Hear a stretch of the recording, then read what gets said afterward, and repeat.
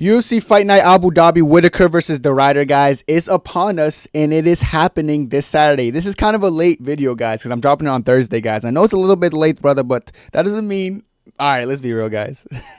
Mystic Kenny has been absent. Mystic Kenny has not been here. Mystic Kenny's took a little bit of vacation, maybe because I'm going to Mexico in like a couple days. Not a couple days, like a week or two. My mind's kind of tuned out, but listen... Main event Kenny's like still on his, I'm doing what I got to do, but I don't like that I'm only like getting the main events right. Last card, I literally got every main card pick wrong except for the main event. But I guess we're definitely going to get the main event right this time around, even though people are calling me crazy. We'll talk about that a little bit later, but let's try to actually cook on this entire card. This card, by the way, is like not horrible. Like name value wise, it's not the worst card, brother. I've seen better, seen worse, but good for a fight night. All right. First fight of the evening, we got Martin Budet. Or Budet versus Marquez Buchecha Oscorashta. You know what I'm saying? This Mexican. I don't know if he's Mexican. He's Brazilian. I'm so sorry. Listen, no offense to any of these, Latinos. Brother, this is what I think. Both 6'4", both big, brolicky, strong guys. Budet's so bad, to me. So I just don't have faith in Budet winning against Marquez Buchecha. Buchecha. I don't know the odds for this fight. But I remember Martin Budet did not look good his last fight, but he did win. But just nothing to literally convince me this guy's going to be good. He's going to be a blob. He's going to walk forward with a slobby build. He might plot he might plot around the place a little bit, try to throw some mean haymakers, But I do got the 6'4" Brazilian who's 5-1. A little bit. This is his debut, and he's not that experienced, but I'm not picking Martin Budet to win a fight, brother. This is my opinion. I think the big, strong hitting Brazilian comes in, beats on him, Dr. Dre, hands on him, lots of fates. But who cares about that fight, really? I mean, I guess I care about it to a sense to get 100% on the card. But, my confidence is shot, guys. You guys, my chat's doing a good job breaking down my confidence. Like, you're only getting the main events right, dude. Like, bro, okay. Like, what do you want about, though? Like... I'm trying here, bro. I feel like I feel like the last couple cards are just hard. Or like last card specifically, a lot of things happen. This card, I'm going to be a little bit smarter. All right, Muhammad Yaya versus Steven Nguyen. This guy's definitely, I don't know why he's from the United States or says he's from the United States. Bro, I know you're Asian, dog. You're not Korean, though, with that last name. Maybe Chinese a little bit. Listen, Muhammad hasn't even won a fight in the UFC, if I'm not mistaken. I could be wrong, but I swear I don't remember him winning a fight lately, at least, in the UFC. But he's going against Steven Nguyen, who only has won, I believe, like a couple in the UFC. So this is a battle of the mid. Who's worse is going to come down to that, I know they're in Abu Dhabi. Picking against someone named Muhammad's a little... makes me a little bit uncomfortable. Because if it is a close fight, brother, I think Muhammad might get a little bit edge. Maybe I'm just saying this to say it. But... I'm still going to go Steven Nguyen because he actually won. And Muhammad has shown me nothing in the UFC so far that convinced me to win. He's not bad. He's just not good at all. But you never know. If it goes the distance, who knows who wins. Close fight nonetheless, but I am going to go Steven, guys. I'm going Steven. I'm going the Asian, brother. Shout out to my Asians in the chat and the community. Ibo Island versus Billy Elkana. This guy's fucking... Look at this guy's face, bro. Alberto Del Rio face, boy. Oh, don't ever look at me like that again. All right, both 6'3", big, strong, light heavyweights. Ibo Island is coming off the loss, but, that was Cutelaba when Cutelaba is starting to come into his own. I don't think, people say, oh, yeah, dude, Cutelaba is horrible, bro. Ink's best win. Bro... it's starting to age well for Ink, one. And then two is I think Cutelaba was just on one that night. Ibo Island's still a mean marauder, from Turkey. He's a real bad man. He's going to put the beats on Billy, I think. I got Ibo Island. I'm not going to switch on Ibo just because he lost his last fight against Cutelaba. Cutelaba's just been on a tear a little bit lately, I feel like. And I feel like Ibo Island's still that guy. And I think he's going to go against, when he goes against, no names. Cutelaba is not a no-name, guys. He's not a nobody. People know Cutelaba, This is a no-name to me. Beats on him, Dr. Dre, Ibo Island. I got him by KO points. Pretty safe that this probably might not go the distance. But you never know. Maybe Ibo's a little bit more trigger-shy now because he's coming off a loss after riding some good momentum. But I still believe Ibo's going to win. I don't think it's a hype train that's derailed completely. I just feel as if Cutelaba was on one that night. I do not think Billy Elkana is going to be the guy to beat Ibo Island. This is my opinion. I'm going Ibo by KO points. Moving on. Whoa. Amanda Ribas is still doing it. I swear I thought she retired. I don't know why I thought that. And then Tabitha Richie. Tabitha Richie, guys, is on a 4 or 5 fight lose streak. I know she's not on paper. She didn't beat Angela Hill, and she didn't beat Tisha. Was it Tisha Pennington? that she lost to as well. There's some fights she's winning, but she didn't actually win the fights. So she's not riding like. I know it looks like she's 11-3. She's all right, but she's not good. But Amanda Ribas is not that great either. Like against Mackenzie Dern, I was very surprised about her lack of defensive wrestling. I thought she was going to actually school Dern because she could keep it standing. Because when Amanda Ribas can keep stuff standing, her output can become problematic. Whereas Tabitha Richie fights like a dork, like a loser, like a bum, Like fights like just a joke of a thing. I don't know. I think she's still, isn't she dating like that one Irish boxer? But she still can't strike. Her game plan is going to be simple. She's going to go in there, try to wrestle Amanda Ribas. My gut wants to tell me that's just not going to work. But seeing Amanda Ribas kind of get ragdolled by Mackenzie Dern surprised me. And Dern like submitted her pretty quickly, and that's a fight she should have won. And like, honestly, that's shocking. And like, even on the feet, she looked a little bit weird. Like she's coming forward, not really defending smartly. I think that just makes me want to pick Tabitha Richie. But Tabitha Richie in her last fight, like she had zero output on the feet. It was almost embarrassing. Like she looks so lost. This is a battle of who's one of the worst people in strawweight right now. That's my opinion. Despite them being ranked, I think they're both ranked, but they both suck to me. I think I'm going to go... Fuck, dude. This is annoying, man. It's going to come down to if Tabitha Richie can get her down. Because if she doesn't, I could see Ribas out-volume her. I'm going to go... Oh, Sheba. I'm not putting any bet or money or any of them on a parlay, but I'm going to go Tabitha Richie. I'm going to just go Tabitha Richie, bro. Like, even though she's mid to me, like, judges like to give her robbery wins, so you never know. And then Amanda Ribas sometimes she just has lacks of defense and puts her chin on the platter. I got Tabitha Richie to maybe land some shots and get her on the ground. That's my opinion. Moving on. This fight's good. Because I feel like people are going to already overlook Davy Grant and just go Blackshear. But Davy Grant is a marauder and he could fight. Like when he comes to fight, like his last fight, he put it on Tavares, guys. He could come to fight and he could be heavy on the output and very problematic to a style like Blackshear. Blackshear is good at when he's like sticking and moving. But I don't think Davy Grant would necessarily give him the space to just be able to stick and move the way he wants to. But Blackshear is sharp. But I don't know if he can knock out. Grant has a chin on him, man. Grant with a granite chin. That was bad. So...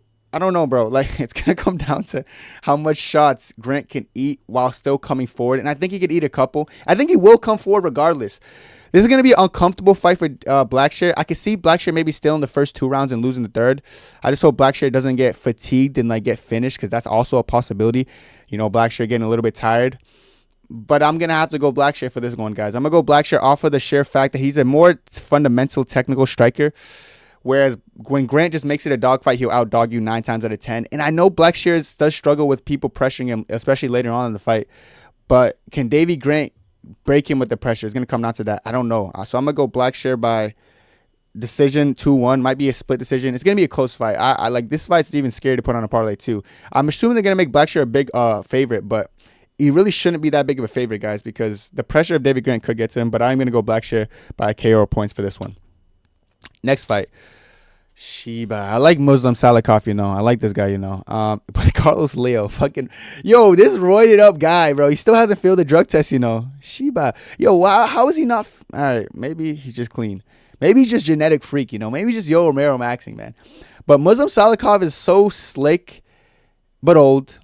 But slick, but old. But Carlos Leo's pressure and power might get to Muslim in this one. I feel like Salakov's good. He's game. If it is a close decision, they're going to give it to Salakov, maybe because of judges. I don't know. But I do think Leo is like kind of a powerhouse right now. He's just hard to stop, dude.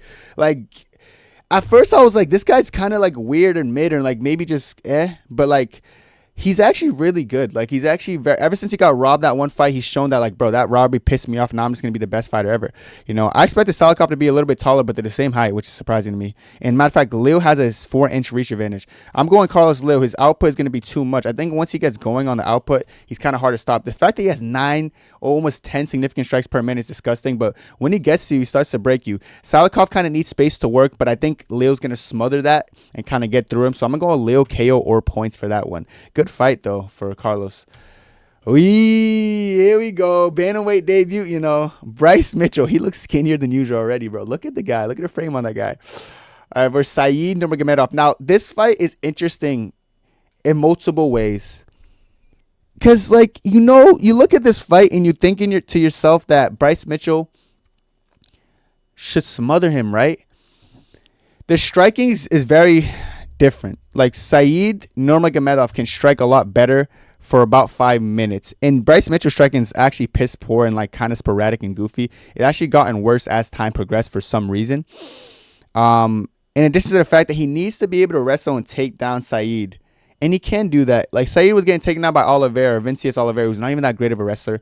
But that's when he fatigued. Now, Saeed's endurance is never going to change, in my opinion, because of the way he fights and his fight style. He's kind of sporadic and does a lot in the first round, but then slows down. Unless he's going to find a pacing. And he can scramble, and he can wrestle himself. Like, he's a decent offensive wrestler when he tries to be, you know. He doesn't really have great control, but his defensive wrestling is questionable at times, you know. Getting taken down. Like, look, they have him at 62% takedown defense. Whereas Bryce Mitchell is 33%, probably because he didn't get taken down more. But I know Bryce is going to shoot. Can Saeed defend? Probably. Saeed can even get him out there in the early, though, in the first round. This is a close fight. I don't even know the odds, but, like, I wouldn't put this on a parlay either, bro. Like, I think I'm only going to bet on one fight this card is going to main event. But listen, guys, this one's interesting because it could really go either way. Like, this is, like, I feel like I'm bedtime maxing, bro. Fence sitting, dude. But fuck, dude, like, I feel like a cowbunga one, dude, for this one, man. I don't know, man. It's a 50-50. It is close, though. Like, I'm not even, like, just saying it to say it's close one because, like, I don't know who's going to, and it's his first time at 135. Like, is he going to feel a little bit dehydrated, malnourished? You know? How are you going to react to your first time at 135? Because I feel like mentally that's going to take a toll on you as well. And your chin's not even that great at 145. So am I supposed to expect it to be better at 135? I don't think so, motherfucker. Stockton, you know? So I think I'm going to... Sheba, I got to think about this. Because I feel like I'm doing good right now. I feel like I'm 100% on the card right now. You know, I got to keep the momentum going. Coin flip, you know. Bryce Mitchell is not bad, and he was good at certain points of his career. Saeed Nurmagomedov just has no cardio, and that's going to be important. You know what? Give me Saeed Nurmagomedov. Give me Saeed. Why am I picking Saeed, though? Because his striking's good, and he's going to outstrike Bryce, who's going to try to wrestle him. But at Saeed, being a Nurmagomedov, has great wrestling. It's like, nah. But his wrestling's actually pretty good. His takedown defense only 62%. It's not horrible, but it's not great. And especially when he gets tired, he gets taken down easily. But Bryce Mitchell's endurance has not been looking all that lately, from what I've seen. He looks like he gets tired within the first couple minutes after failing takedowns. You know?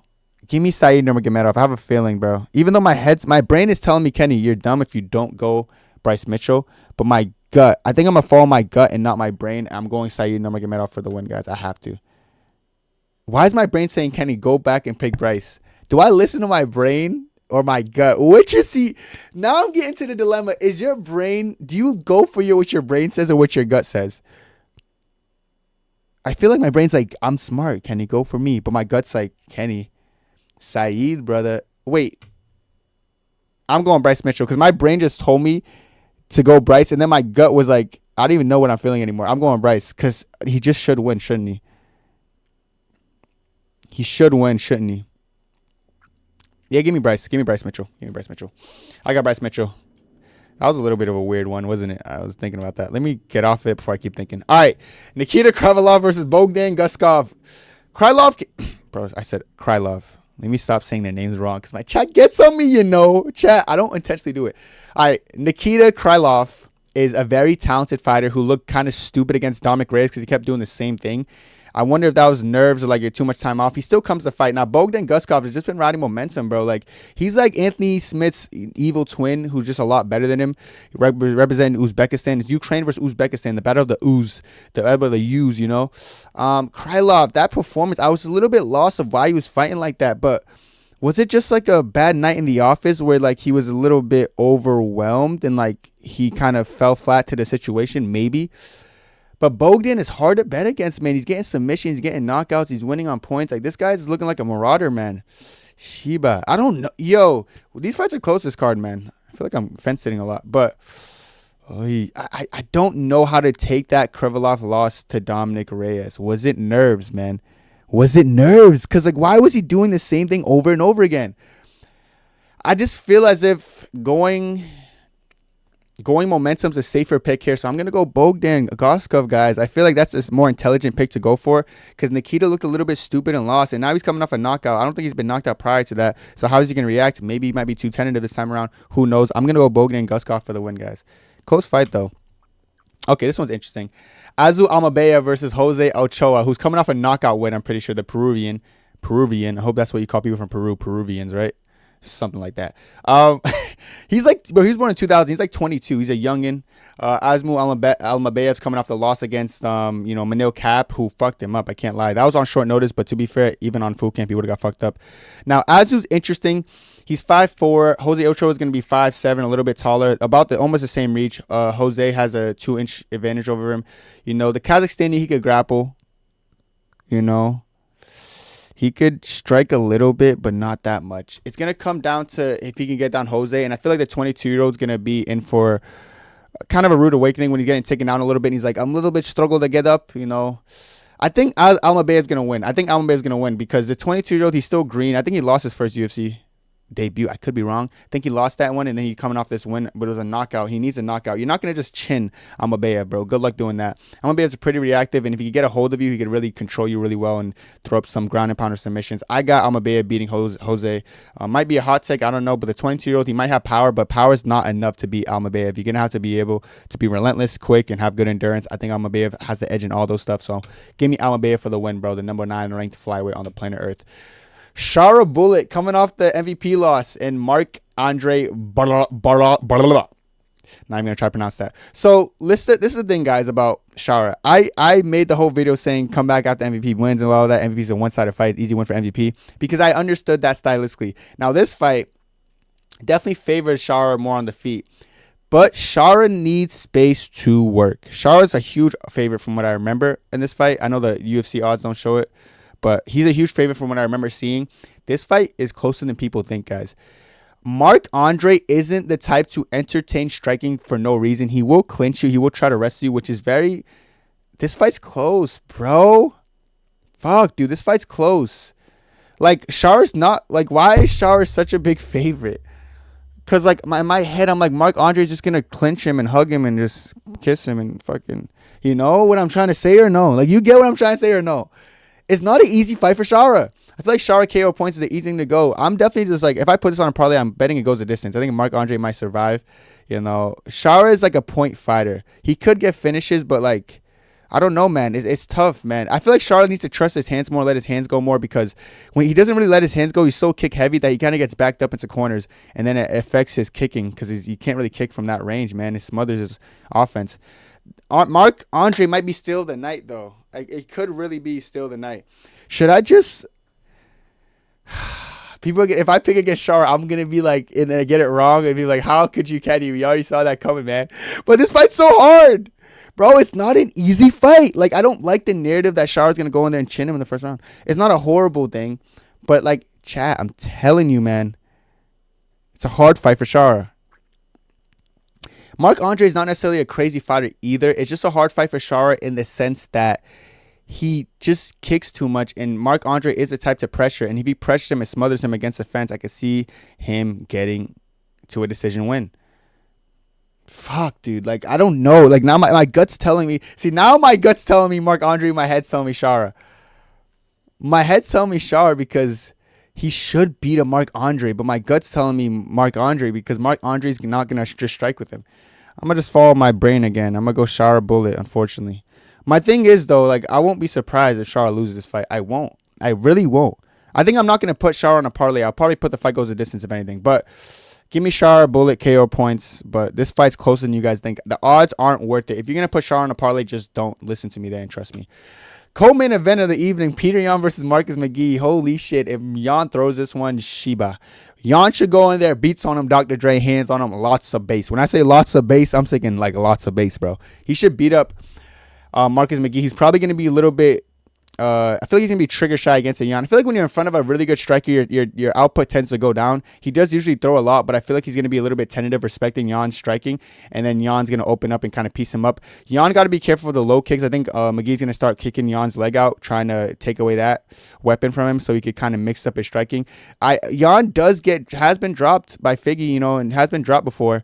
And McGee does hit like a truck, dude. This could be like a embarrassing moment for Yan if he blows this one because he didn't want to take the Umar fight and wait till October. But that being said, guys, Give me Peter Yan by KO points. He should. If you lose to McGee, brother, Shiba, you don't deserve to be ranked. None of this, brother. So you better beat this guy up.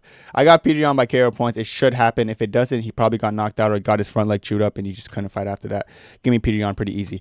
Now, Robert Whittaker versus Reiner De Ridder. Whittaker De Ridder. I already had my fucking video on this. Everyone's saying, dude, you're a casual, man. Dude, RDR's literally a DDP. He's 6'4". Whittaker's never went against someone 6'4" before. But he fought against Prime Adesanya, who's 6'4", a lot better of a striker as well. You know, like, I don't, like I said, I understand I'm picking Whittaker now. And yes, pick him odds is a hot take now. Everyone's calling me a casual now. I just know after the fight, they're going to be like, Kenny, don't celebrate. This is an easy pick. Everyone knew Whittaker was going to win. And I'm saying this now, and I want you guys to screen record it, because after it happens, it's all going to be like, oh, that was an easy pick, though. Like, why you act like that was a mystic pick? Oh, cool, you can say it. I already know what's happening. So even now, I'm gonna like embrace like the delusional people who are saying RDR and DDP are the same people. RDR is gonna bully Robert Whittaker like he bullied Bo Nickel, because Bo Nickel and Robert Whittaker are so similar, like both former champions, I guess, and both accomplished and seasoned veterans. Like, what do you want about? I actually don't know why people think like he went to war with GM3. Yeah, but Kenny, GM3 and Robert Whittaker are the same skill. Like, you guys are so lost. I'm very surprised that you guys are rating the level of opposition RDR is going against. You guys think Kevin Holland at middleweight's a beast. You think GM3 is so good. You think Bo Nickel beating him is so great and stuff. Like, I think Robert Whittaker masterclassing like the Cannoniers and the Paulo Costas and all these top names, I think they're actually more impressive, you know. RDR, like, I don't dislike the hype. I understand where it's coming from. One championship, one double champion. Chat, one thing you should understand is when the best people from other promotions go against the best UFC fighters, they don't win 9.5 times out of 10. You know, Kevin Holland wasn't that best UFC guy, you know. These GM3 is not the best UFC guy, even though it was a razor close fight, you know. These fights with these guys aren't, like, Bo Nickel's not a top UFC guy. This is the first time he's going against a top UFC fight. Watch how the fight goes. I don't really need to see more about this fight. It's a really easy fight to predict, and I know everyone's going to act like it's not right now. But when I get it right, they'll be like, oh, yeah, but it was easy. Robert Whittaker's going to beat up Reiner De Ridder pretty comfortably, and I'll be surprised if RDR sees the final bell. He's going 25 minutes for Robert Whittaker, who's been 25 minutes with marauders like Yo Romero, you know. He's been against 6'4" guys like Izzy, who are way better at counter-striking and finding shots, you know. Prime Izzy, keep in mind. So trying to act like the height's a big problem or the size is a big problem. Trust me, Robert Whittaker is a big guy. Whittaker was actually talking about moving up to 205. People forget this very quickly. Whittaker was actually talking about he's going to move up to 205 soon if he feels like there's nothing else at 185, because he's cutting weight to make this weight. He's a big guy. People think Whittaker is like the same size as Bo Nickel. Just because Bo Nickel got bullied because he's a fat middleweight, he fills out fat. Whittaker fills out wide like a fucking, you know how fucking Dustin Poirier comes in like SpongeBob? Whittaker is the SpongeBob of middleweight, man. Look at this guy. Look at his fucking frame, dude. His fucking six-pack, his shoulders are wide apart. Like, he has a huge back. He's not going to just get out-muscled and bullied. He's a big welterweight. He's a big middleweight. You guys are going to figure that out soon. Just like DDP's a big middleweight who used to fight at 170. Just because these guys used to fight at 170 doesn't mean they're small 185ers. Trust me. Whittaker is going to be better than him everywhere. It's going to be a very easy pick to get right. It's going to be kind of like a Whittaker-Ikram situation where I think Ikram was a slight favorite, or like it was pick him just like this one. But we'll see, guys. We'll see how this fight goes. I'm very confident in Robert Whittaker winning by KO points, though. All right. As far as parlay, guaranteed parlay, I'm going to hit you guys with this. I'm really not betting on anything on this card, I'll be real. Except for give me Almabayev, Yan, and Robert Whittaker. And give me Shara Bullet fight to go the distance. Boom. Honestly, though, if I'm very confident on one thing, it's just the one fight, Robert Whittaker versus De Ridder. I'm probably going to put like 300 on that or something like that. Because I'll be real, that fight's really easy to call, and the odds are too close. And you can call me a casual now, but I'll talk to you guys after Saturday. I know it's going to be, oh, that was an easy pick. No one cares. Anyway, that's it for me. Hope you guys enjoyed. Let me know what you guys think about these picks down below. And God bless. 2, 3, 4.